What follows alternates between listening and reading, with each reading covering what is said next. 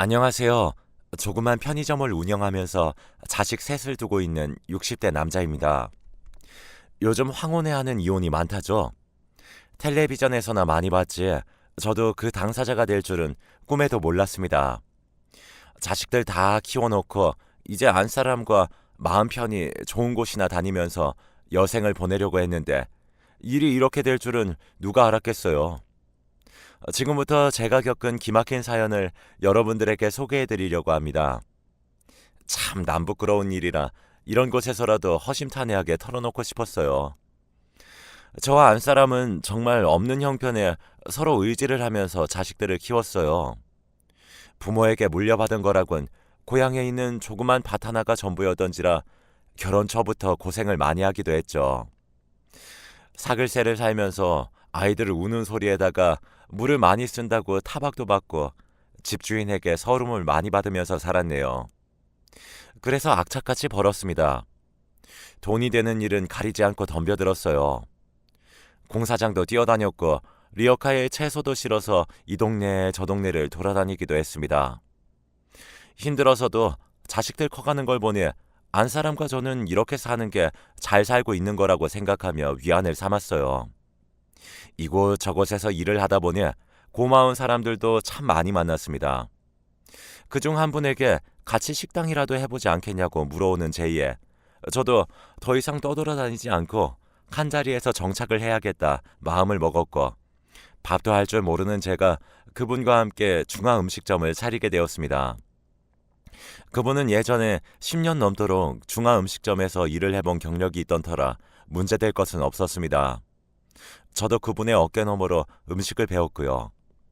식당은 금세 입소문이 나서 손님들의 발길이 끊이지 않았습니다. 남의 일만 해주다가 직접 가게를 차리고 돈을 벌어보니 수입의 단위가 달라지더군요. 이제껏 열심히 산다고 몸 부서져라 일을 해도 만지지 못할 돈을 만졌습니다. 그 돈으로 우리 5식구가 편히 발 뻗고 살 집도 사게 되었고 매 끼니마다 자식들에게 고기도 먹일 수 있었습니다. 하지만 좋았던 시절도 잠시였네요. 돈을 만지기 시작하니 사람이라는 게 욕심이 생기기 마련인가 봅니다. 참 믿었던 사람인데 그 사람은 저 없이 혼자 장사를 하면 더 많은 돈을 남길 수 있을 거란 생각이 들어 저더러 돈을 줄 테니 이 가게에서 나가라고 하더군요. 어쩌겠습니까? 매일 가게 안에서 얼굴을 마주봐야 하는 사람이 저와 하기 싫다는데 버틴다고 한들 눈총이 따가워서 제가 일을 할 수가 있겠어요? 하는 수 없이 얼마의 돈을 받고 그 가게에서 나오게 되었습니다. 그때 큰아이가 이제 군에서 전역할 때쯤이었으니 아직 둘째 셋째를 대학에도 보내야 하는데 저 혼자 가게를 책임지고 있던 터라 넋놓고 가만히 있을 수가 없는 상황이었어요. 할 줄 아는 거라고는 어깨너머로 배운 식당 일이 전부인데 제가 다른 일을 선택할 수 있었을까요? 3개월을 준비하고 저는 또다시 다른 동네에서 중화음식점을 개업하게 되었습니다. 두 번째라 쉽게만 생각했었는데 세상 일이 녹록지 않았어요. 찾아오는 손님도 없어 가게 안은 파리만 날아다니고 몇 개월이 지나니 직원들 월급도 챙겨주지 못하는 못난 사장이 되어 있더군요. 결국 평생 집에서 살림만 하던 안 사람도 지인의 마트에 나가 돈을 벌어오기 시작했습니다. 손님이 없으니 자연히 그동안 모아둔 돈을 조금씩 갉아먹어가며 하루하루 가게 문을 열고 있었고 1년이 지나자 드디어 파리만 날리던 가게도 조금씩 손님들이 모여들기 시작했어요. 이전 가게만큼 성황은 아니었지만 그럭저럭 아끼면 5식구가 먹고 살 만큼은 벌기 시작했고 전체적으로 일을 담당할 매니저까지 있을 정도로 여유가 있었습니다. 그렇게 짜장면 한 그릇, 짬뽕 한 그릇 쌓여가는 그릇 수만큼 세월이 흘러 큰아들과 둘째 아들은 장가도 보내고 막내딸은 좋은 직장을 다니고 있어서 걱정하지 않아도 될 만큼 자식들을 키워냈습니다. 이제 다 끝났다 싶어서 남은 여생만큼은 안 사람과 누리지 못한 것들을 누리고 살려고 얼마 전 작은 편의점을 하나 차려서 걱정 없이 살려고 했죠. 그러던 어느 날 벼랑간 안 사람이 저에게 이혼을 요구했습니다. 여보, 이제 자식들도 다 키웠고 삼시세끼 밥도 잘 먹으니 내가 당신에게 시집와서 할 도리는 다 한 것 같다. 그래서 말인데 이제는 내 인생 살고 싶어. 그게 무슨 말이야? 당신 인생을 살다니. 지금 우리 잘 살고 있잖아. 당신이랑 이혼하고 싶어. 머리가 갑자기 멍했습니다. 그날은 평소와 같은 정말 평범한 날이었죠. 안사람 입에서 이혼 이야기가 나오기 전까지 이혼에 대한 어떤 징조도 없었습니다. 이혼? 대낮에 뜬금없이 이혼이라니. 왜? 내가 당신에게 잘못한 거라도 있어? 없어. 당신은 참 성실하고 좋은 아버지야. 근데 좋은 남편은 아니었지. 그래서 난 이혼하고 싶어. 내가 당신에게 좋은 남편이 아니라니. 내가 외간 여자랑 바람을 폈니? 아니면 당신을 못 살게 굴었니? 도대체 내가 알아들을 수 있게 이야기해봐. 자식들 키우면서 아등바등 살다 보니 당신은 항상 돈밖에 몰랐지. 난 사랑받으면서 살고 싶었는데 세월이 지나고 돌이켜보니까 아무것도 남는 게 없어. 그럼 이 나이에 사랑이라도 찾아서 떠나겠다는 거야? 정신 차려. 이제야 고생이 끝이 났는데 이혼이라니. 절대 안 돼. 당신 자식들은 어떻게 보려고 그래? 평생 자식들 생각하며 살았는데 이제부터는 그렇게 안 살 거야. 나만 생각하며 살 거야. 제발 이혼해줘. 위자료 그런 거 필요 없으니까 몸만 나가게 해줘. 나이가 들어 돌이켜보니 남는 게 아무것도 없다는 아내는 돈도 필요 없다면서 이혼만 해달라고 제게 빌었습니다. 전 이혼만은 절대로 안 된다고 으름장을 놓고 집을 나왔죠. 어떻게 해야 할지 모르겠습니다.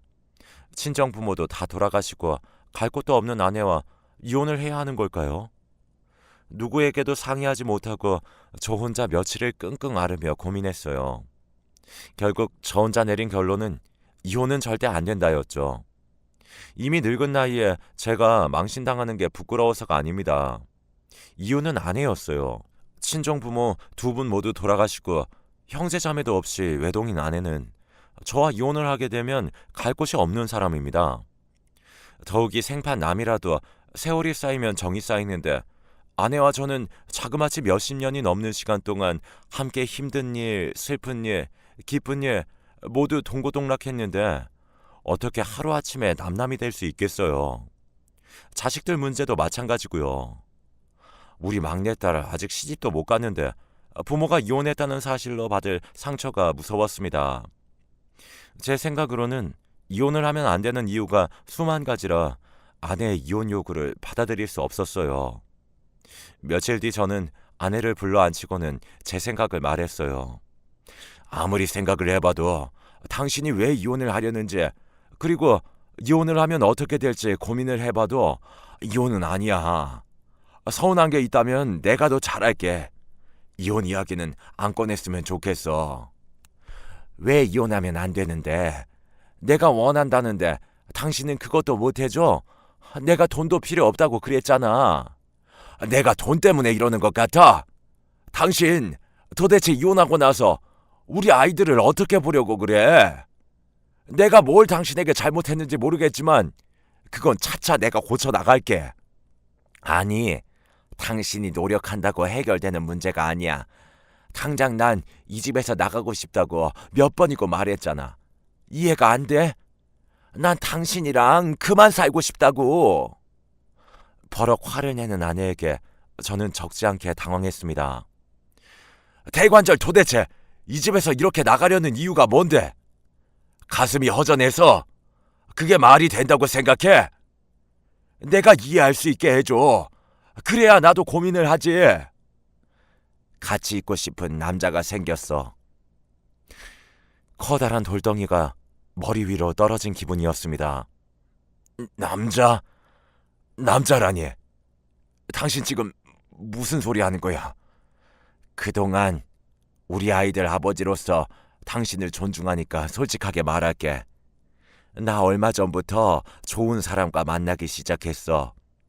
그리고 그 사람이랑 함께 있고 싶어. 뭐? 얼마 전?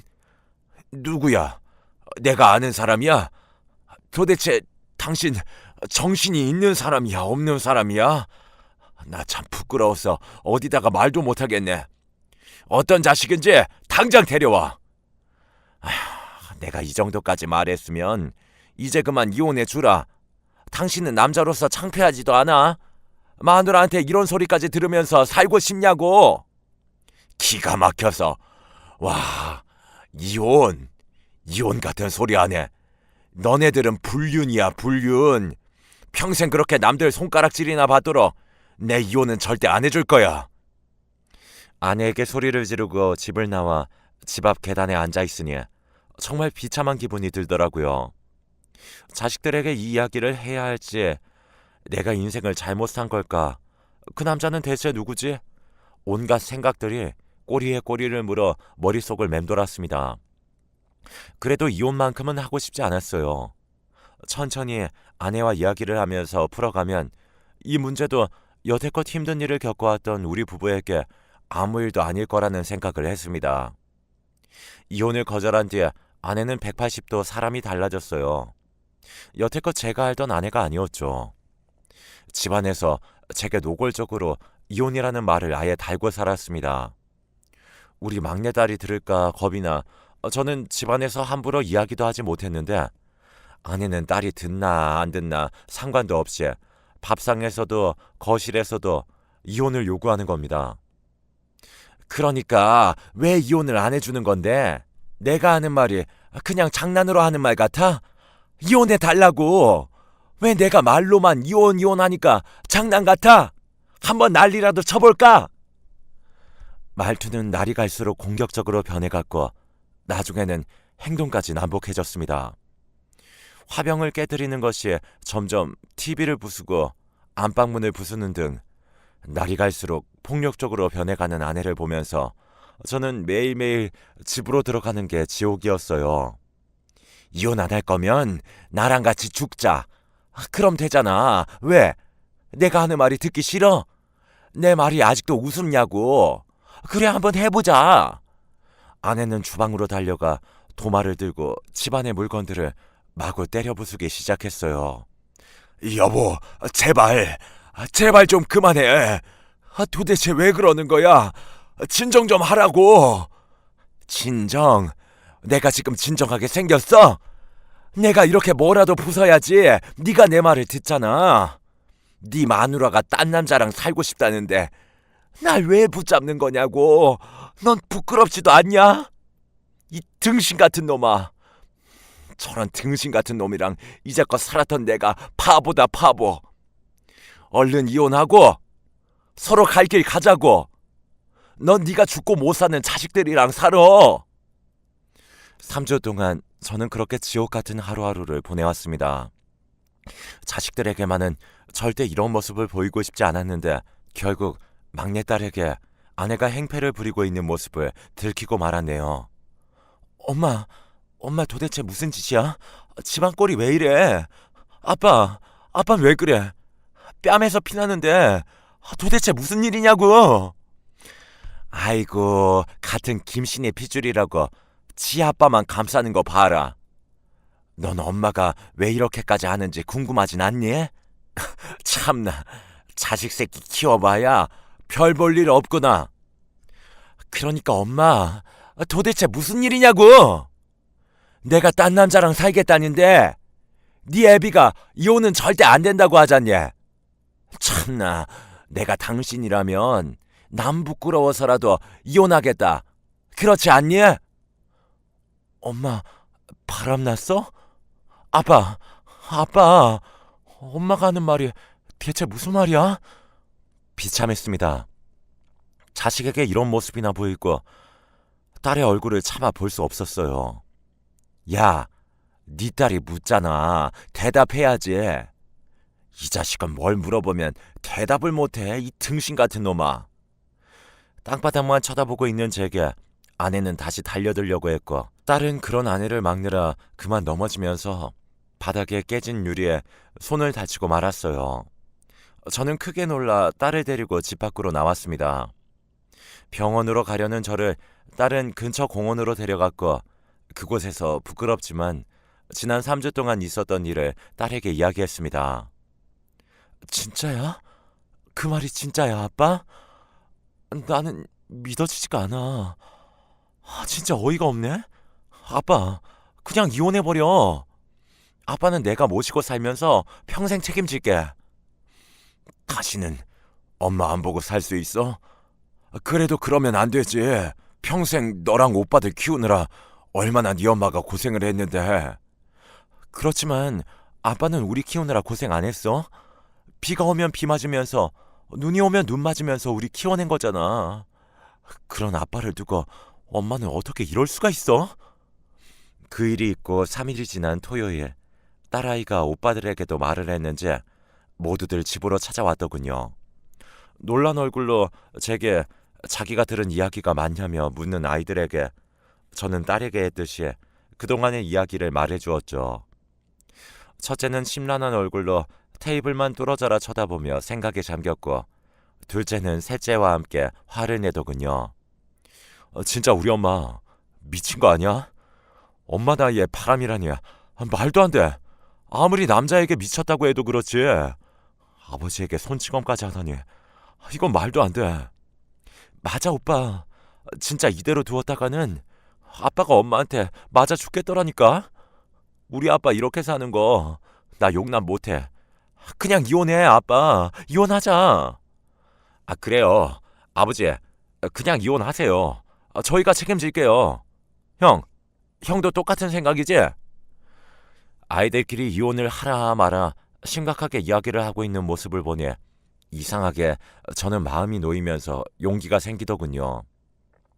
그동안 자식들에게 헌신하며 살았던 게 옳았구나 라는 생각도 들었고, 자식들 보기 부끄러워 혼자 참으며 살려고 했는데 오히려 자식들이 이혼을 권하니 못할 것도 아니라는 생각이 들었습니다. 오냐, 이혼할게. 이혼하지 뭐. 네 엄마가 그토록 원한다는데 그까짓 게 뭐 어려운 일이겠어. 저는 곧바로 아내에게 전화를 걸었습니다. 퉁명스럽게 전화를 받은 아내에게 이혼을 해줄 테니 잠시 집으로 오라고 했죠. 전화기 너머로 잔뜩 들뜬 아내의 모습이 보이는 듯 했습니다. 해가 떨어지고 저녁 시간이 되어 아내는 집으로 들어왔고, 첫째부터 셋째까지 모두 거실에 앉아 아내를 맞았습니다. 그리고 아내의 옆에는 웬 남자가 같이 있었죠. 드디어 결정했어? 참 오래도 걸린다. 너네도 와 있었구나. 인사해. 나랑 만나는 사람이다. 엄마 미쳤어? 여기가 어디라고 남자를 데려와? 진짜 엄마 미쳐도 단단히 미쳤구나. 말 조심해. 평생 니네들 키우면서 허비한 지난 세월 생각하면 아까워서 잠을 못 잘 지경이야. 그리고 너네들 지금처럼 멀쩡하게 다 키웠는데 이 정도면 엄마로서 할 일은 다 한 거 아니니? 저는 아내 옆에 있는 남자를 아주 유심히 보았습니다. 왠지 낯이 익는 얼굴이었지만 도통 생각이 나지 않더군요. 아내와 남자는 거실로 들어와 자리에 털썩 앉고는 이혼 서류를 제게 내밀었습니다. 도장 찍자. 이거 쓰고 법원에 제출하면 끝이래. 그리고 내 짐은 오늘 가져갈 거니까 그동안 아이들 키우면서 고생했고 당신도 남은 날들 잘 지내길 바래. 이혼을 결심하고 나니 아내의 빈자리가 느껴져 밤마다 친구들과 술 한잔 기울이는 게 낙이었는데, 그날도 제가 예전 중화음식점을 했을 때 가게 매니저를 했던 친구와 술자리를 갖게 되었어요.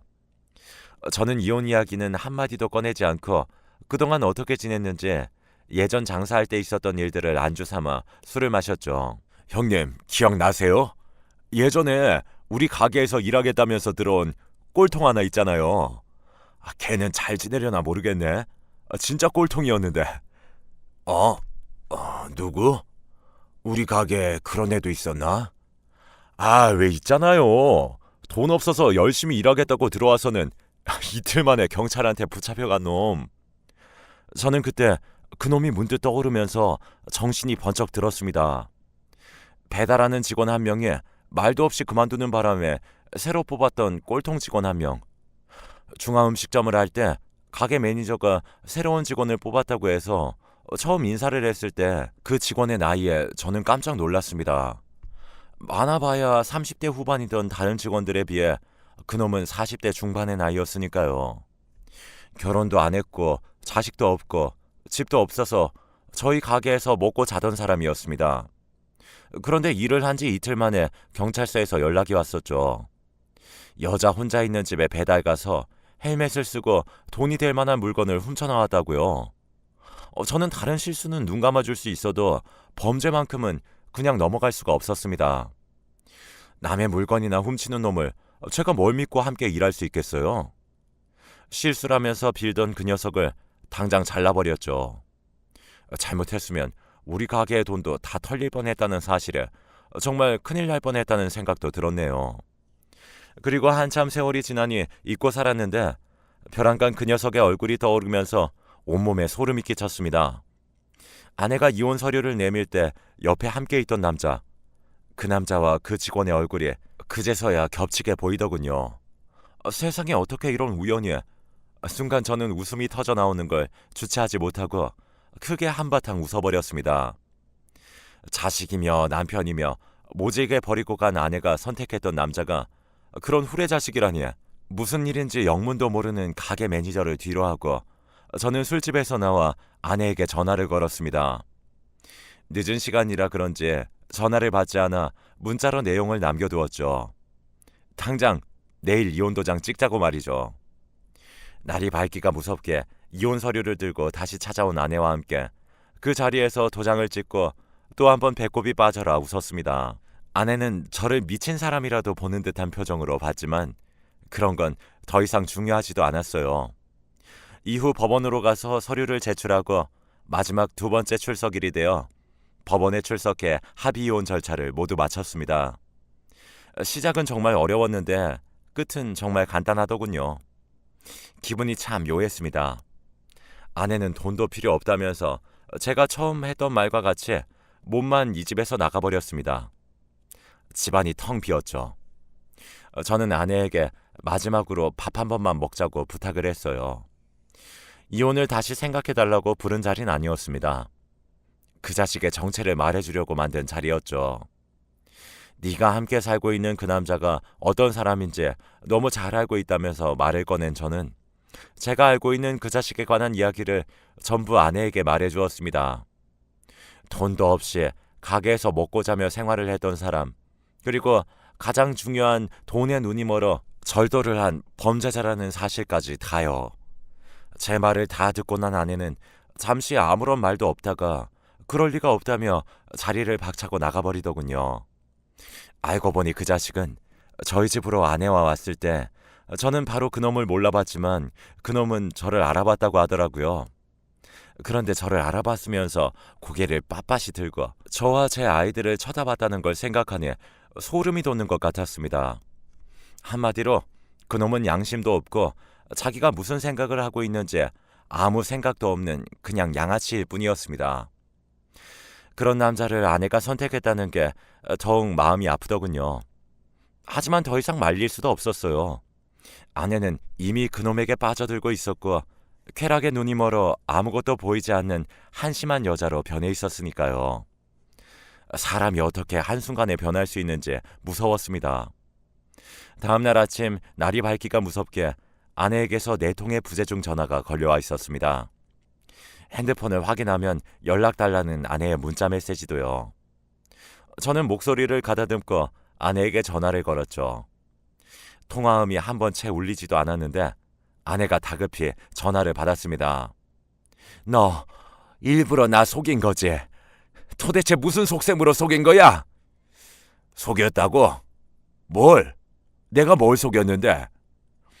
아내는 제 말이 채 끝나기 전에 서럽게 울기 시작했어요. 울먹이는 목소리 사이사이로 들리는 말을 정리해보니 아마도 아내는 어제 제가 한 말을 그 남자에게 전했고 그 남자에게 버림받은 듯한 내용이었죠. 그 자식이랑 죽고 못 살아서 이 집을 나가더니 헤어지긴 왜 헤어진 거야? 당신이랑 짜고 나 속인 거잖아. 당신이 그 사람 콜라텍에 보내서 나 꼬시게 만든 거 아니야? 맞잖아. 나 이제 어떡해. 그 사람 때문에 다 버리고 나왔는데. 콜라텍? 아이고, 등신아. 겨우 콜라텍에서 본 남자 때문에 나랑 우리 자식들을 버리고 나간 거라고? 기가 막혀서 원. 어떻게 하긴 어떻게. 혼자 알아서 해결해야지. 그럼 잘 살아. 끊는다. 결국 아내와 바람을 핀 그놈은 아내가 그런 사실이 있었는지 계속해서 추궁을 하자 사람이 돌변해서는 이제라도 알았으면 그냥 꺼지라고 했다더군요. 아내는 이 남자와 저 몰래 6개월을 만나면서 결국 모든 걸 잃게 되었습니다. 그놈은 아내를 정말 사랑해서 만난 게 아니라 아내가 가지고 있던 8천만 원 상당의 돈을 노리고 접근했던 것 같아요. 그 돈은 아내가 위암 초기 진단을 받아 보험회사에서 받은 돈들이었죠. 지금은 뭐 완치가 된 상태지만 그 돈 하나 믿고 제게 한 푼도 안 받아도 되니 이혼만 해달라고 그렇게 저를 성가시게 한 거였습니다. 다행히도 아내는 이혼하고 곧장 제가 그 자식에 대해 얘기를 해줘서 돈은 뜯기지 않은 걸로 보였고요. 정말 아내가 미웠지만 돈을 뜯기지 않았다는 사실이 그나마 다행이라고 생각했어요. 그 돈은 아내 몸뚱아리에서 안 좋은 걸로 받아낸 귀한 돈이었으니까요. 아내는 친정도 없어서 누구에게 도움 하나 받지 못하고 외롭게 지낸다고 하던데 저는 전혀 불쌍하지 않았어요. 저와 우리 아이들이 느끼는 배신감과 실망감에 비하면 세 발의 피죠, 사실. 얼마 전에도 아내가 동네 사람들을 불러다 놓고 그렇게 제 흉을 보고 있었다는 사실을 옆집 사는 아주머니에게 들을 수 있었습니다. 그 아주머니의 말에 따르면 전 아내는 저희 남편 다 아시죠? 제가 말 못할 실수를 조금 하긴 했는데 그걸 꼬투리 잡아서 재산 눈꽃만큼도 안 주고 제게 이혼을 요구한 거 있죠? 평생을 지 새끼들 힘들게 키우고 내조했더니 내가 여자라고 이렇게 쓰레기처럼 버려질 수 있나요? 이제는 아이들 다 키워놨더니 제가 필요 없나 봅니다. 그래서 이 동네 안 떠나고 평생 얼마나 잘 사는지 보려고요. 평생 저주하면서 살 겁니다. 다들 제 심정 아시겠어요? 그러니 그 인간 보면 욕바가지라도 세게 해주세요. 저는 억울해서 못 살겠습니다. 라며 어떤 말을 했는지 얼마나 가식적으로 눈물을 흘리고 얘기했는지 말해주더군요. 그런데 그건 전 아내만의 착각이었어요. 거기에 있었던 그 옆집 아주머니의 아저씨는 저와 자주 술을 마시고 아는 형님 동생 하는 사이였거든요. 그래서 어느 날도 소주 한잔하며 아내와의 이혼 얘기를 조심스럽게 꺼내게 되었고 왜 이런 사달이 일어났는지 자세히 말해준 적이 있었습니다. 왜 그랬냐면 제가 감추려고 한다면 동네에서 오히려 소문이 이상하게 날 수도 있고 볼 때마다 아내에 대해 물어볼 수도 있었기 때문이었죠. 그 이야기를 들은 형님은 집에 들어가서 형수님에게 얘기를 해줬었나 보더라고요. 그래서 모든 사실을 알고 있는 형수님은 전 아내가 말도 안 되는 소리로 동네 사람들에게 짓거리는 걸 보고 듣다 못 듣겠었는지 손에 들고 있던 사이다를 얼굴에 던져버렸다고 했습니다. 뭐야 이년아? 어디서 수작질이야? 네가 남자랑 바람나서 이혼당한 거잖아. 자식들한테도 인정 못 받고. 다들 이 여자 말 듣지 마세요. 완전 이거 다 거짓말이에요. 어디서 자기가 잘못해서 이혼당한 주제에 동네 사람들을 이간질시키고 있어. 썩 꺼져! 라고 말하고 쫓아버렸다고 하더라고요. 그 아주머니는 이 동네에서 거의 40년을 넘게 살았기 때문에 거의 동네에서 모를 사람이 없을 정도로 파워가 막강한 사람이었죠. 그리고 아주머니가 더 오버하면서 그런 이유가 있었습니다. 아주머니 아들과 결혼한 며느리가 결혼 2년 만에 바람나서 아들이 이혼을 한 적이 있었거든요. 그래서 이 아주머니는 바람피는 인간들을 거의 저주하는 수준이셨고요. 그런 와중에 저에 대한 이간질을 동네 사람들한테 시키려고 하고 본인이 바람을 폈으면서 반성을 하진 않고 뻔뻔하게 나오는 모습을 보고 남일 같지 않아 그렇게 행동을 했다고 하더군요. 저를 대신에 시원하게 한번 먹여주신 것 같아서 너무 고마웠습니다. 그 아주머니 아니었으면 전 완전 동네에서 한순간에 쓰레기가 될 뻔했으니까요. 그렇게 몇 달 정도 시간이 흐르고 아내는 결국 다른 곳으로 이사를 갔어요. 자식들은 어머니를 용서해 준 건 아니지만 그래도 어떻게 부모 자식의 인연이 끊어질 수가 있나요? 예전만큼은 아니지만 잘나도 못나도 본인들을 낳아준 엄마니까 가끔 연락하고 왕래는 하고 있다고 했습니다. 물론 제게 그래도 되는지 조심스럽게 물어봐서 그러라고 했고요. 비록 아내가 노망이 들어 황혼에 실수를 하긴 했지만 그동안 자식들을 어미로서 본분을 다하며 잘 키워준 건 분명한 사실이니까요. 그 사실은 자식들도 자라오며 직접 겪어봤으니 어미에 대한 사랑은 아직도 남아있을 테죠. 괜히 저 때문에 이산가족 만들고 싶지 않아 허락을 해주었고 지금은 아내가 잘못을 뉘우치며 지금부터라도 올바르게 살았으면 하는 제 마지막 소망입니다. 자식들은 틈만 나면 엄마를 용서해주고 다시 합치라고 하는데 그것만큼은 저는 거절했네요. 믿었던 사람에 대한 배신이 제게 너무 충격적이었으니까요. 아내가 다른 남자랑 부둥켜 안고서 선 넘는 행위들을 하는 거 상상만 해도 지금 잠이 오질 않아요.